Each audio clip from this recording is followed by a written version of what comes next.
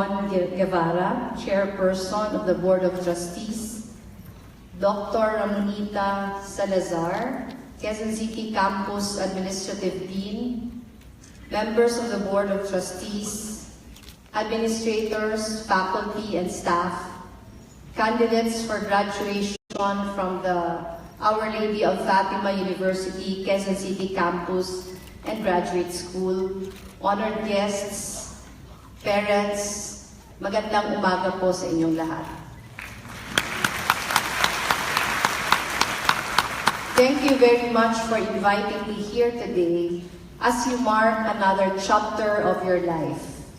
To all the students who are crossing this milestone, congratulations. You have made it this far, and we are excited to see how much further you will go. To every parent, every teacher, every school staff, every person who ever helped with schoolwork, you have stood behind our graduates. Without your care, love, and support, they would not be here today. So today is your day too. Congratulations to you as well. Even as we all move forward, let us look back to the happy days you spent in this university. Look around you.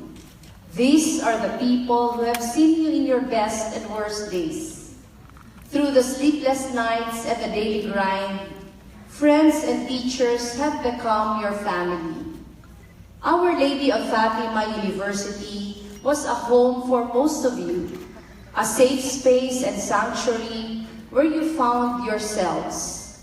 We know also of the anxiety and apprehension that comes during graduation day. There is fear of the unknown. We question ourselves. What does the future hold for me? Will I succeed in my chosen profession? Am I ready for the outside world? This uncertainty forces us to cast doubt and overthink the smallest things. Having all these mixed feelings is normal. When I was your age, I also had these lingering questions. The truth is, no one is really 100% ready for what comes next. As adults, we may seem like we know how to navigate through life, but in reality, we are figuring it out along the way. We may face challenges here and there, but what matters in the end is how we get back on our feet to continue the journey. My dear graduates, no matter what the future holds, we remain hopeful for better days. There will be times when the path seems too difficult, when the darkness may seem to swallow you, when those who seek to lie, defraud, or take power that is not theirs may overpower the world, and worse, when it seems that you are all alone and no one is willing to help. When these things happen, remember this: stay on the side of truth and right. Do what needs to be done, and be prepared to put in the hard work needed to survive. Sacrifice convenience. Overcome your fears and reservations. Stand in your authenticity and believe in the strength inside you. When you do, the darkest times in your life are only a prelude to a brighter future. Hope is always around us. We only need to open our eyes. In fact, I believe that each of you is a story of hope. You're all vessels of love and light to the people around you.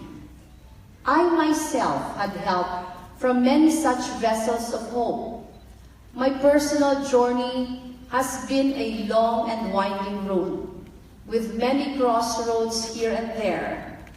When I was in college at the University of the Philippines, I was very apolitical and very uninvolved at first. My only concern then was to finish my course in economics on time and proceed to law school after. My father was a long-time judge in my hometown back in Naga City, and as the eldest in the family, I was expected to follow his footsteps. But when I was in my sophomore year, something extraordinary happened. Then opposition leader Ninoy Aquino was assassinated at the airport tarmac. That started my political awakening. And perhaps so did others, because since the violent death of Ninoy, demonstrations started to happen more often until they culminated in the EDSA People Power Revolution, where students, nuns, priests, and the rest of our people demanded the restoration of our freedom. Seeing firsthand how our people succeeded to overthrow an abusive regime with flowers and prayers lit a fire in me. I knew I had to do something to be part of our nation's restoration. So when I graduated, I set aside law school at first and applied for government work. I found work at the Bicol River Basin Development Program Office, which was where I met my husband. Later on, I would finally pursue law, but I had to juggle my law classes at night with my day job. By then, I was already a mother, a mayor's wife, and an economics professor. When I passed the bar, I chose to be the kind of lawyer that not a lot of people know about. We were called alternative lawyers. We were not the usual lawyers who wore suits and waited for their clients in air-conditioned rooms. Instead, we were the ones who went to them. We trekked mountains, crossed rivers, and slept in huts and boats. Our clients were the poorest of the poor, laborers, farmers, fisherfolk, women and children, and indigenous people. We taught them about their rights and how they can use them to protect themselves, even when we were no longer there. That was my work for more than a decade, and that was where I found myself. And I thought that was how I would spend all the days of my life. But then, a fateful plane crash took the life of my husband, Jesse, a few years ago, which turned my world and that of our children upside down. In his passing, I had to be both mother and father for my 3 daughters, ran for Congress to continue the reforms he began, later on ran for vice president to serve our people and our country, and now defend the vice presidency from those who would suppress the voice of the people in the name of power and political ambition. Has it been easy? No, but the lessons I have learned along the way shape the person I am now. Any dream worth our time will never be easy to reach. The road will be filled with cliffs and tall mountains. And sometimes the biggest barrier may even be ourselves. Fears and doubts can cripple anyone, but you must never let them ever be the reason why you stop. This is where hope steps in, that despite the harshest of realities, we have it in us to overcome the greatest adversities in life. We must believe that we are truly capable of something extraordinary. The earlier we realize this, the sooner we begin to ask the harder and most important questions. What is the bigger picture, and who am I doing this for? How can I contribute to make this world a better place for others? American writer and theologian Frederick Buechner once said, and I quote, "The place God calls you to is the place where your deep gladness and the world's deep hunger meet. Close quote. And so we must all ask, where am I needed now? Your institution, I believe, has prepared you well. From the very start, it has been Our Lady of Fatima University's promise to improve man for man, molding and teaching students holistic values and skills. By instilling excellence, compassion, and selfless service in every student, you become instruments of hope and light for others. But what your school can do for you ends there. The responsibility of living out these principles are all on you. It is my hope that you take these values wherever you go, no matter your profession or the paths you end up taking. In your heart of hearts, may you always have in mind the last, the least, and the lost of our brothers and sisters. May they be the reason behind your every why. For us at the Office of the Vice President, the dream has been simple from the very beginning. It is to uplift the lives of our people, especially the poor and the marginalized. And so the Office of the Vice President launched an anti-poverty program called Buhay. It brings together the public and the private sectors to address the needs of families in the farthest and poorest of our communities.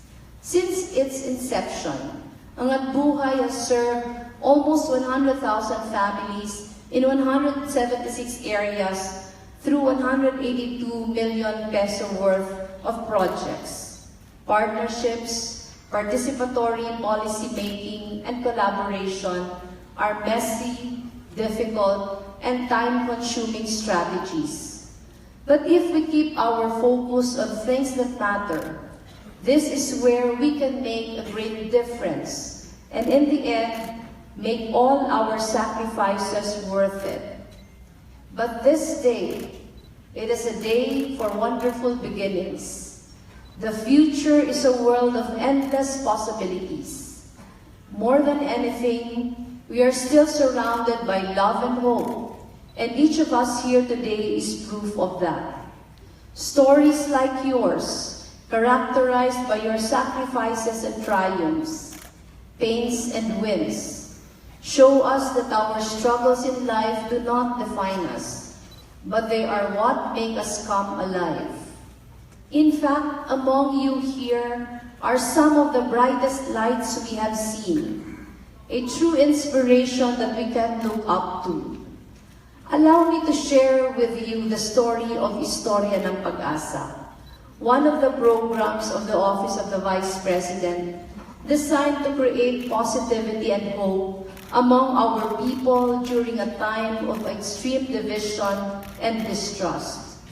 We have launched Istorya ng Pag-asa in more than 10 key cities nationwide, getting to know hundreds of Istorya ng Pag-asa champions along the way. One of those champions we got to know was Girlie Lorenzo. It was Girlie's dream to bring together volunteers and indigent children who are terminally ill of cancer to play, grow, and develop even while under hospital care. Together with a colleague, they founded Kayo Foundation Incorporated in 1992. I am told that Kayo volunteers are forever changed by their experience. Now, Kayo has almost 1,000 volunteers, caring for tens of thousands of indigent patients nationwide. And I mention this particular story because one of today's graduates has been transformed by Girlie's work, Rudy Labata.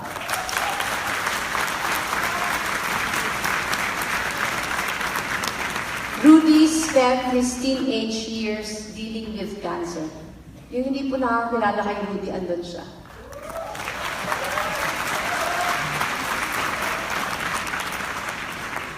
At 13, instead of playing with his friends or focusing on his studies, Rudy had to figure out how he can survive his sickness. Money did not come easy for their family. His father was a tricycle driver and was the only breadwinner, so it was a struggle to make ends meet. Just when Rudy thought that he had reached a dead end, a Kaith volunteer approached him and his mother at the charity ward of the hospital and offered them help. Although Rudy suffered from his treatments, what he would remember were the summer camps hosted by Kaith that allowed him to play with other children who were sick like him. Through Kaith, individuals and organizations were able to help Rudy shoulder the costs of his treatment. Sometimes, he said, the doctors themselves would loan them money for medicine, or they would borrow medicine from a fellow cancer patient. Simple acts of generosity such as these bound them closer together, and it restored Rudy's faith and hope in life. In 2010, Rudy was declared cancer-free. Palakpakan po natin sila.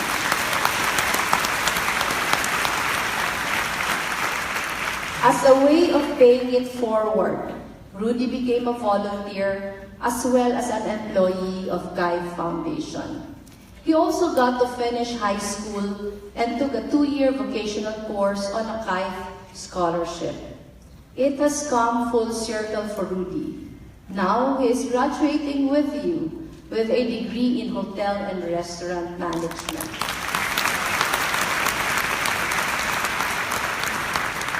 And Rudy was able to finish college through the help of Lisa Fonasher, a fellow Kaith volunteer. Lisa died of cancer last 2013, but her family created a memorial fund to support the education of young patients who survived cancer.